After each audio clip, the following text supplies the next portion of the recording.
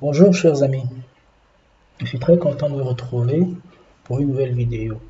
Nous allons parler des réseaux sociaux, YouTube, TikTok et RootTube.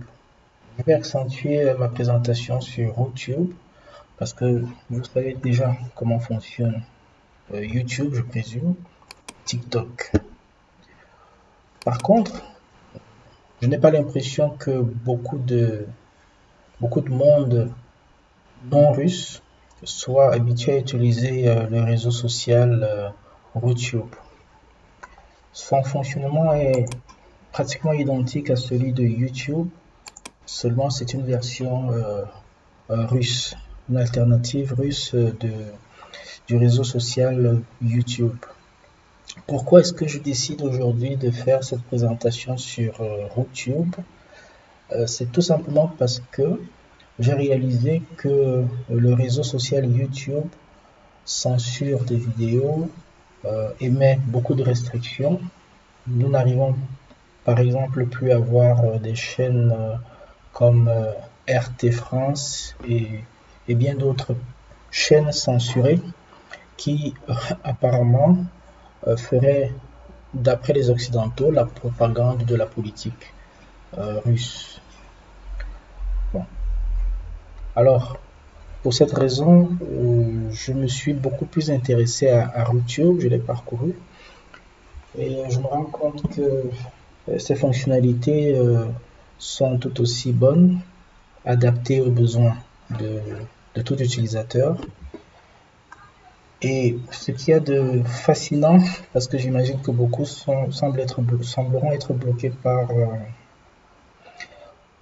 la langue russe. Il serait possible donc de cliquer sur cette icône et aller traduire pour avoir notre réseau social russe traduit en français. La traduction est en cours. Et là, il devient beaucoup plus facile de comprendre de quoi il s'agit. J'ai déjà créé un compte. J'ai créé une chaîne. Ah, voilà. La traduction s'effectue automatiquement. Et donc, nous allons juste parcourir les différents points pour que vous voyez, pour que vous constatiez qu'il n'y a pas de grande différence avec YouTube. Là, nous avons différents points que nous pourrions visiter. Domicile, c'est un peu comme l'accueil. En haut, là, il s'agit des vidéos les plus populaires, les vidéos les plus regardées dans le réseau social RootTube. Ensuite, vous pouvez faire des recherches selon des catalogues, des émissions pour enfants, des émissions, des documentaires ou des choses de ce genre. En principe, la traduction devrait se faire automatiquement si je ne me trompe pas. Là, c'est la culture.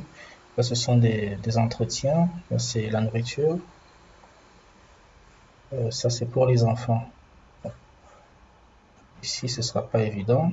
J'ai l'impression que les écrits sont incrustés dans des images. Là, c'est la radio, les séries, les voyages, le sport, ainsi de suite. Plus bas, nous avons l'onglet originaux.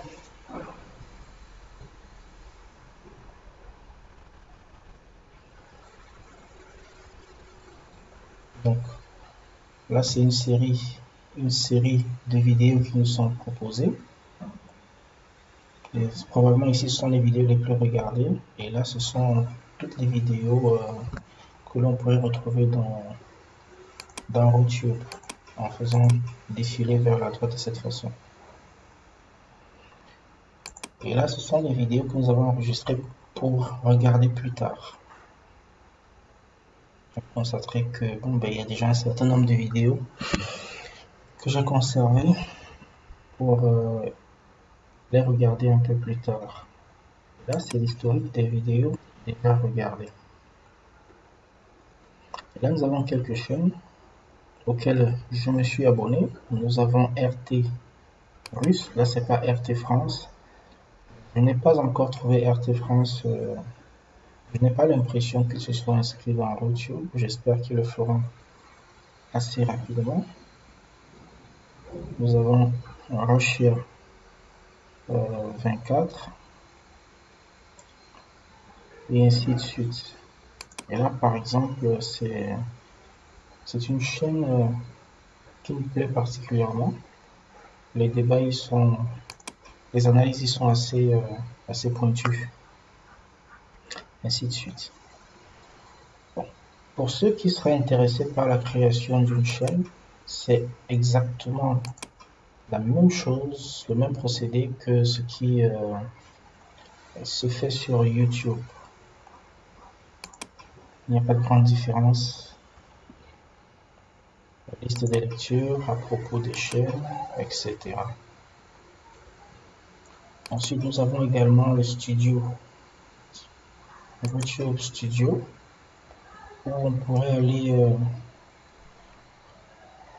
lire les analyses, les statistiques sur nos activités. Là, il va falloir traduire en français probablement. Et voilà. Analytique par canal, total vue, statistiques des canaux de ce côté. Liste des lectures. Je n'ai pas encore créé de playlist. L'ensemble des vidéos. Voilà. Il y a également la monétisation. Donc, comme je vous le fais comprendre, il n'y a pas de grande différence avec le réseau social YouTube. Le plus avec ce réseau social, ce qui m'entraîne vers YouTube, c'est parce que je voudrais échapper un jour aux censures que YouTube pourrait créer. Donc, je le conseille grandement pour ces raisons-là. J'espère que vous tenterez également l'expérience de votre côté. C'est intuitif, c'est agréable. Bon, mettez en commentaire vos impressions sur votre expérience à l'utilisation de YouTube. Donc, c'est ainsi que j'achève cette présentation de ce réseau social, probablement très peu connu du public. Et bon, j'attends vos commentaires, j'attends vos impressions. Et je vous souhaite une très belle expérience à l'exploitation de ce réseau social. Merci de m'avoir écouté. Je vous souhaite un bon week-end et à très prochainement.